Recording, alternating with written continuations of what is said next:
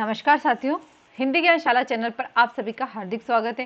साथियों, हिंदी व्याकरण की जो हमारी श्रृंखला चल रही है उसमें आज का टॉपिक है उपसर्ग। साथियों, यहाँ पर हम उपसर्ग क्या है, उसकी परिभाषा क्या क्या है, उसकी विशेषताएं कौन कौन सी हैं, साथ ही साथ हिंदी व्याकरण में हम किन प्रकार के उपसर्गों का प्रयोग करते हैं, उन सभी पर हम विस्तृत अध्ययन करेंगे। साथियों, हिंदी व्याकरण जो है हमारी वो सभी प्रतियोगी परीक्षाओं के लिए बहुत महत्वपूर्ण है और आज का टॉपिक तो सभी प्रतियोगी परीक्षाओं के लिए बहुत महत्वपूर्ण है। यहाँ से हमेशा एग्जाम में प्रश्न बनते ही हैं। तो बिना देरी के स्टार्ट करते हैं हम उपसर्ग।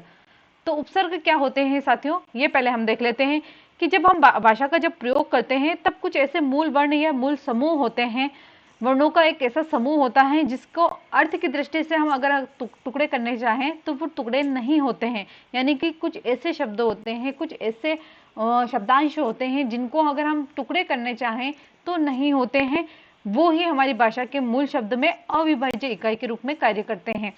और ये शब्द जब किसी शब्द के पहले जुड़ते हैं तो वे उपसर्ग कहलाते हैं। यानी कि ऐसे शब्द जो किसी शब्द के पहले जुड़कर एक नए शब्द का निर्माण करते हैं वे हमारे उपसर्ग कहलाते हैं। क्योंकि ये स्वतंत्र नहीं होते हैं इसीलिए हम इन्हें उपसर्ग कहते हैं। उपसर्ग जो है हमारा दो शब्दों से मिलकर बना है, उप और सर्ग।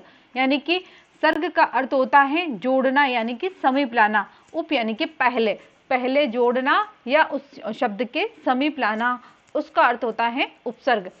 तो अब उपसर्ग क्या होते हैं ये देखते हैं हम कि यह वह शब्दांश है। यानी कि उपसर्ग एक ऐसा शब्दांश है, न कि पूर्ण शब्द है। शब्दांश बोला है यहाँ पर कि ऐसा शब्दांश है जो किसी शब्द के पूर्व में जोड़ा जाता है, यानी कि पहले जोड़ा जाता है और नए शब्द का निर्माण करता है, वो हमारा उपसर्ग कहलाता है। जैसे कि आगमन, जिसमें गमन जो है हमारा मूल शब्द है उसमें हमने आ उपसर्ग लगाया तो नया शब्द बना आगमन। फिर है देश, जो है हमारा मूल शब्द है उसमें हमने उप उपसर्ग लगाया तो एक नया शब्द बना उपदेश। हिंदी में जो हम उपसर्ग हैं हमारे वो सिर्फ हिंदी के ही नहीं है बल्कि वह संस्कृत के भी हैं, उर्दू के भी हैं, अंग्रेजी के हैं, अन्य भाषाओं के जो शब्द हैं उनको हमने उपसर्ग के रूप में हिंदी व्याकरण में ग्रहण किया है और उनका प्रयोग हम करते हैं स्वतंत्र रूप से।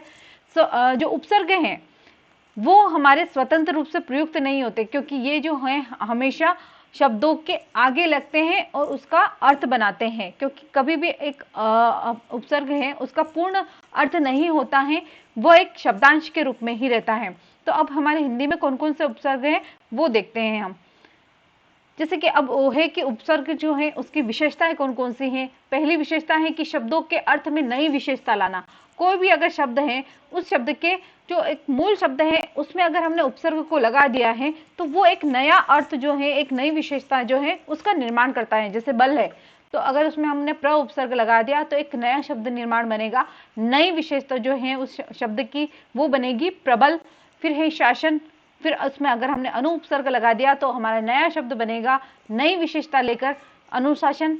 फिर है कि दूसरा हमारा पॉइंट की शब्द के अर्थ को उलट देता है। यानी कि शब्द जो है उपसर्ग जो है उसकी यह विशेषता होती है कि वो शब्द को विलोम शब्द के रूप में भी परिवर्तित कर देता है। कैसे? जैसे कि ये सत्य है, सत्य का असत्य उल्टा होता है, उसी रूप में ये परिवर्तित कर देता है।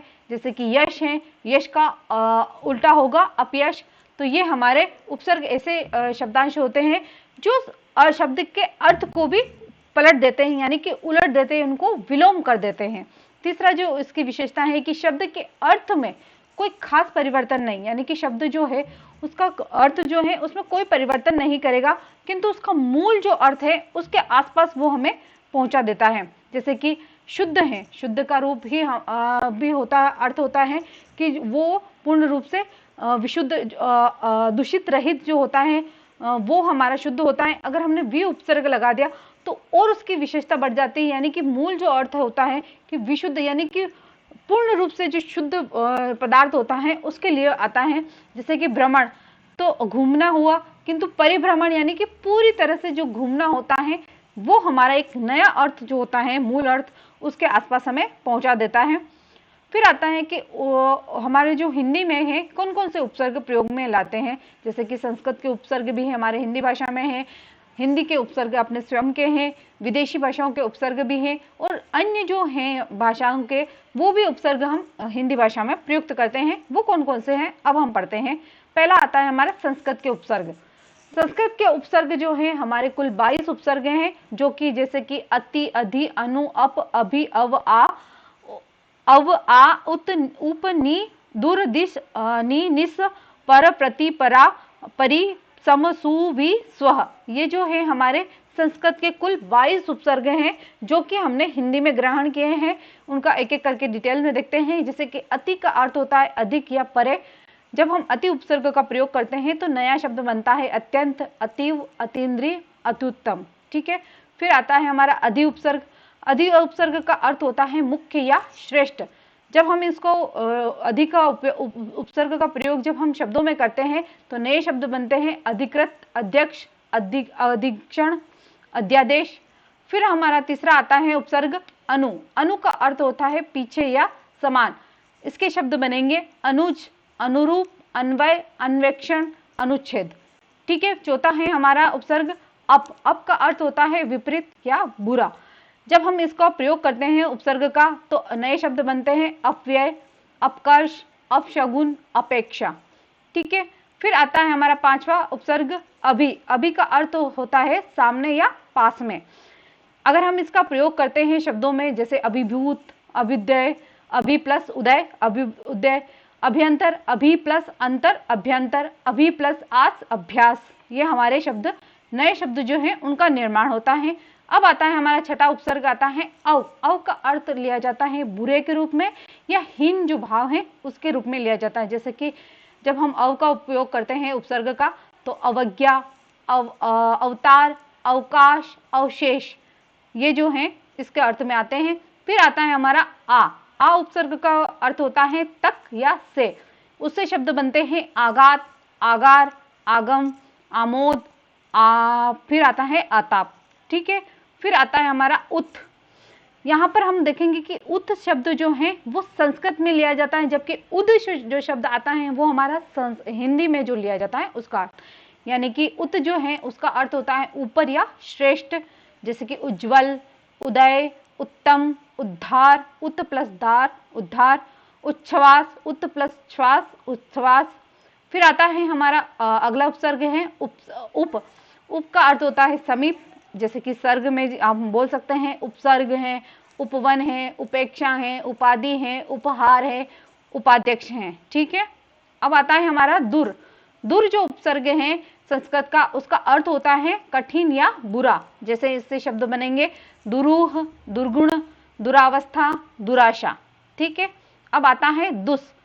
दुस जो उपसर्ग है उसका अर्थ भी कठिन या बुरे के रूप में ही लिया जाता है। इससे शब्द बनेंगे दुष्कर, दुस्साहस, दुस्साध्य। इस तरह के शब्द जो हैं हमारे बनते हैं। अब आता है हमारा नी। नी जो है नी का अर्थ होता है बिना या विशेष रूप में भी इसका अर्थ होता है। जैसे कि नी प्लस उन, न्यून, नी प्लस आय, न्याय, नी प्लस आस, न्यास, निकर, निषेध, निषिद्ध। ये शब्द हमारे नी उपसर्ग से बनेंगे। फिर आता है निर। निर का अर्थ होता है बिना और बाहर। जैसे कि निरवलंबन, निर्धन, निरोग, नीरस, निरीह, ये शब्द बनते हैं निर से। अब आता है हमारा निस। निस का अर्थ भी बाहर या बिना के अर्थ में लिया जाता है। जैसे कि निश्चल, बिना छल के, निष्काम, बिना काम के, निष्फल, बिना फल की चिंता के, निस्संदेह, बिना चिंता के। इस प्रकार से हमारा पर जो उपसर्ग है उसका अर्थ होता है आगे या अधिक। जैसे कि प्रयत्न, प्रारंभ, प्रोज्वल, प्रेत, प्राचार्य, प्रार्थी। ये शब्द हमारे प्र उपसर्ग से मिलकर बने हैं। अब आता है हमारा 16वां परा। परा का अर्थ होता है पीछे या अधिक। जैसे कि पराक्रम, अधिक जो उसमें आक्रामक है वो है पराक्रम। परविद्या, पराविद्या, परावर्तन, पराकाष्ठा। फिर आता है हमारा उपसर्ग परि। परि का अर्थ होता है चारों ओर से घेरा हुआ। जैसे कि पर्याप्त, पर्यटन, परिणाम, परिच्छेद, पर्यावरण। ठीक है, फिर आता है हमारा प्रति। प्रति का अर्थ होता है प्रत्येक, यानी कि हर एक जो होता है। जैसे कि प्रत्येक, प्रतिक्षण, प्रतीक्षा, प्रत्युत्तर, प्रत्याशा, प्रतीति। ये शब्द जो हैं प्रति उपसर्ग से बनकर मिलकर बने हैं। फिर आता है हमारा उपसर्ग संस्कृत का वी। वी का अर्थ होता है विशेष, यानी कि भिन्न जो अर्थ, अलग जो अर्थ होता है वो होता है। इससे शब्द बनते हैं विलय, व्यर्थ, व्यवहार, व्यायाम, व्यंजन, व्याधि। ठीक है। फिर आता है सु। सु उपसर्ग जो है हमारा संस्कृत का, उसका अर्थ होता है अच्छा या सरल, जैसे कि सुगंध यानी कि अच्छी जो गंध होती है वो। स्वागत, सु प्लस आगत स्वागत। स्वलंब, सुक्ति, सु प्लस उक्ति सुक्ति। सुलभ, ये हमारे सु उपसर्ग से बने हैं। फिर आता है सम।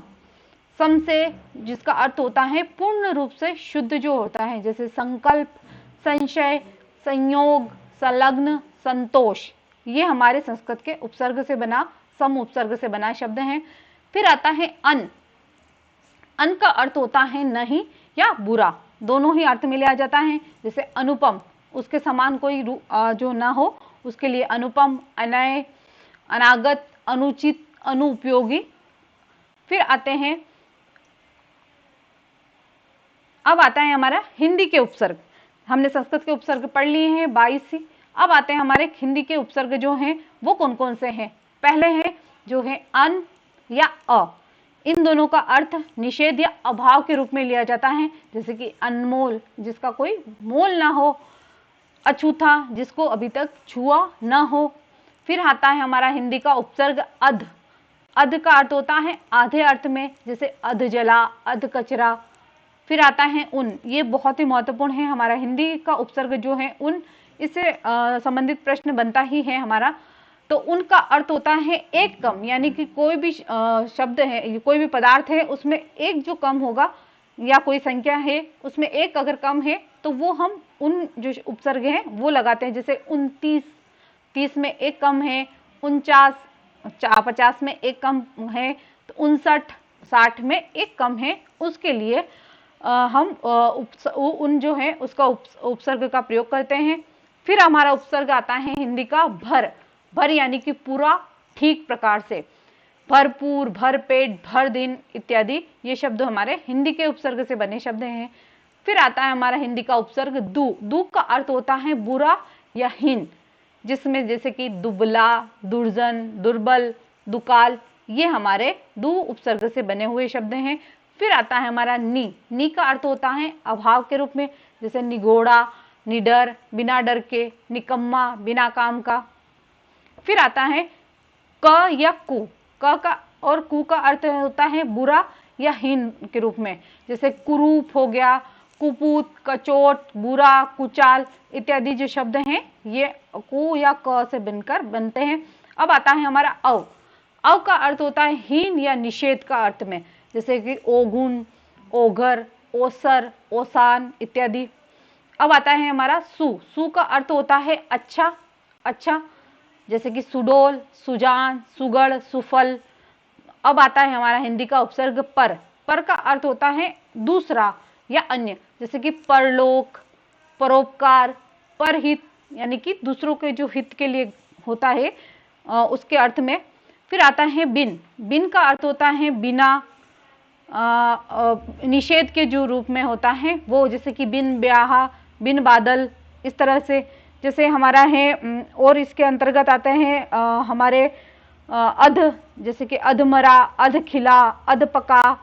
फिर आता है हमारा उत, जैसे कि पर है, पर का अर्थ हमने देख लिया है। बहु से है, जैसे कि बहुमूल्य, बहुमत, बहुवचन। सह के साथ में सहचर, सहगामी, सहयोगी। फिर आता है हमारा ती, जैसे तिरंगा, तीन रंगा, तिरंगा, तिपाही, तिमाही आदि।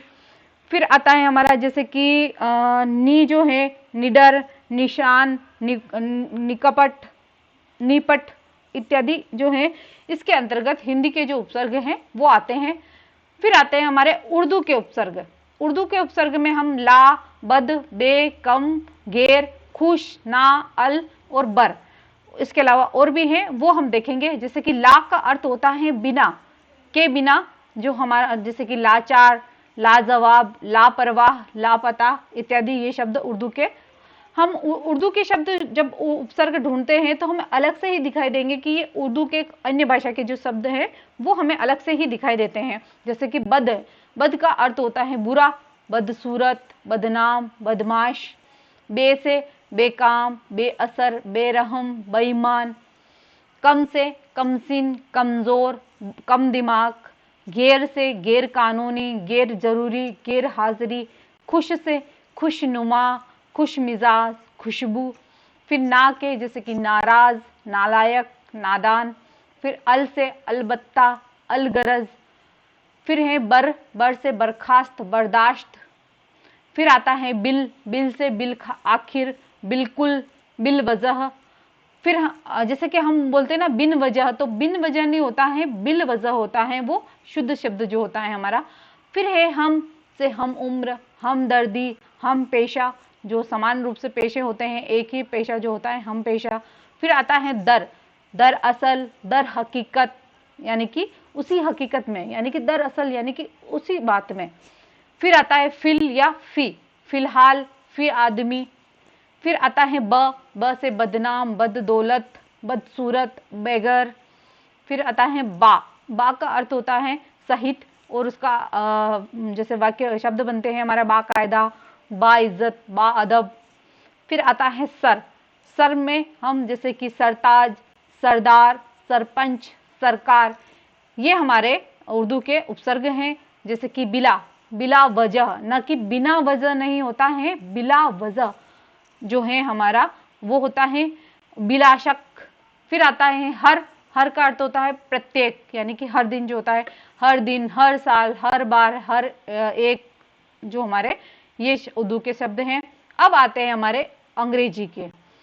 अंग्रेजी के उपसर्गों में हम जैसे कि सब हैं, डिप्टी हैं, वॉइस हैं, जनरल हैं, चीफ हैं, हेड हैं, इन सभी का उपयोग हम हमारे जो सामान्य बोलचाल की भाषा है उसमें करते हैं। जैसे कि सब जज, sub committee, sub inspector, deputy में डिप्टी रजिस्ट्रार, डिप्टी मिनिस्टर। फिर है वॉइस, वॉइस राय, वॉइस चांसलर। जनरल में जनरल मैनेजर, जनरल सेक्रेटरी। फिर आता है चीफ, चीफ में चीफ मिनिस्टर, चीफ सेक्रेटरी। फिर आता है हमारा head, head master, head clerk. फिर आते हैं अन्य जो हमारे हिंदी के कुछ उपसर्ग हैं जिनका हम उपयोग करते हैं। जैसे कि अध है, उसका अर्थ होता है नीचे, अधपतन, अधोगति, अधोलिखित। फिर आता है अंतः, अंतःकरण, अंतःपुर, अंतर्मन, अंतर्देशी, यानी कि इसका अर्थ होगा भीतरी के अर्थ में लिया जाता है। अ जो है हमारा जैसे अभाव के रूप में, अशोक, बिना शोक के, यानी कि जिसमें शोक का अभाव हो, अकाल, अनीति, अधर्म, अज्ञान। फिर आता है हमारा चीर, यानी कि बहुत देर तक, यानी कि अधिक समय तक जो होता है, जैसे कि चिरंजीवी, चिरकुमार, चिरकाल, चिरायु। फिर आता है पुनर, पुनर यानी कि फिर से, पुनर्जन्म, पुनर्जीवन, पुनर्निर्माण, पुनरागमन। फिर आता है बहिर, बहिर का अर्थ होता है बाहर की तरफ, बहिर्गमन, बहिर्जगत, बहिष्कार। फिर आता है हमारा सत्य, सत्य का अर्थ होता है सज्जा, सच्चा, सज्जन, सत्कर्म, सदाचार, सत्कार्य। फिर आता है हमारा पुराना, पुरा सा अर्थ होता है पुराना, पुरातत्व, पुरातत्व, पुरातन इत्यादि। फिर आता है हमारा सम, सम जो उपसर्ग है उसका अर्थ होता है समान रूप से, जैसे कि समकालीन, समदर्शी, समकोण। फिर आता है सह, सह का अर्थ लिया जाता है साथ में, जैसे कि शब्द बनेंगे इसके सहकार, सहपाठी, सहयोगी, सहचर इत्यादि। जैसे कि अब है अन, अन का अर्थ अभाव या निषेध के लिए लिया जाता है। जैसे कि अनर्थ, अनंत, अंतर, अंतर यानी कि भीतरी जो होते हैं, अंतरनाद, अंतरराष्ट्रीय। का या कु अर्थ में, जैसे कि बुरा, का पुरुष, कुपुत्र। न है जैसे उसका अर्थ जो है अभाव के रूप में, नगण्य, नपुंसक। पुरा जो है उसका अर्थ होता है पुरातन, पुरातत्व। स का अर्थ सहित, सपरिवार। जब हम भोजन के लिए किसी को निमंत्रित करते हैं तब हम लिखते हैं उस पत्रिका में कि सपरिवार, तो यानी कि परिवार के सभी सदस्यों सहित। सदेह, देह सहित। सचेत, चेतना सहित। अलम, अलम का अर्थ होता है शोभा, जैसे कि अलंकार। आविश, प्रकट होना, यानी कि बाहर आना, आविष्कार, आविर्भाव। तिरस, यानी कि तिरछा, टेढ़ा, तिरस्कार, तिरोभाव। फिर आता है पुरस, पुरस यानी कि सामने, यानी कि पुरस्कार। प्रादुर, प्रादुर भी इसका अर्थ होगा प्रकट या सामने आना, प्रादुर्भाव, प्रादुर्भूत। अब ऐसे शब्द हैं जो दो उपसर्गों से मिलकर बने हैं। कौन कौन से हैं वो देखते हैं। जैसे निराकरण शब्द हैं, ये दो उपसर्गों से मिलकर बना है। नीर जो है वो उपसर्ग है और आ जो है वो भी हमारा उपसर्ग है और करण जो है हमारा मूल शब्द है। उसको मिलाकर इन दोनों उपसर्गों का प्रयोग करके हम मूल शब्दों में जब करते हैं तो अब नया शब्द मिलकर हमारा बनता है निराकरण। फिर आता है हमारा प्रत्युपकार। प्रति उपसर्ग है, उप उपसर्ग है और कार जो है हमारा शब्द है, इससे एक नया शब्द बना है प्रत्युपकार। फिर जैसे कि शब्द उपसर्ग है हमारा सु, फिर है सम और फिर कृत। इन शब्दों को अगर हम मिलाते हैं तो एक नया शब्द बनता है सुसंस्कृत। सु धन सम धन कृत सुसंस्कृत। फिर है अनाहार, अन प्लस आ प्लस हार अनाहार। समाचार, सम प्लस आ प्लस चार समाचार। अनासक्ति, अन प्लस आ प्लस शक्ति अनासक्ति। फिर है असुरक्षित, अ प्लस सु प्लस रक्षित सुरक्षित। समालोचना, सम प्लस आ प्लस लोचना समालोचना। फिर आता है हमारा सुसंगठित, सु प्लस सम प्लस संगठित गठित सुसंगठित। फिर आता है अनियंत्रण, अ प्लस नी प्लस यंत्रित अनियंत्रित। फिर हमारा मोस्टली है अत्याचार, अति प्लस आ प्लस चार अत्याचार। फिर है हमारा अप्रत्यक्ष, अ प्लस प्रति प्लस अक्ष। ये कुछ ऐसे उपसर्ग हैं जो दो उपसर्गों से मिलकर बने हुए हैं। तो साथियों, आज हमने उपसर्ग क्या होते हैं, हमारे हिंदी में कौन कौन से उपसर्ग प्रयोग में लिए जाते हैं, उन सभी को हमने अच्छी तरह से डिटेल में अध्ययन किया है। आप सभी से मैं रिक्वेस्ट करना चाहती हूँ कि अगर आपको मेरे वीडियो पसंद आता है तो इसे लाइक कीजिएगा, शेयर कीजिएगा और चैनल को सब्सक्राइब कीजिएगा। साथ ही साथ बेल आइकन को भी प्रेस करना ना भूलिएगा, जिससे कि आने वाली जो न्यू नोटिफिकेशन है वो आपको मिल सके। धन्यवाद। Thank you for watching.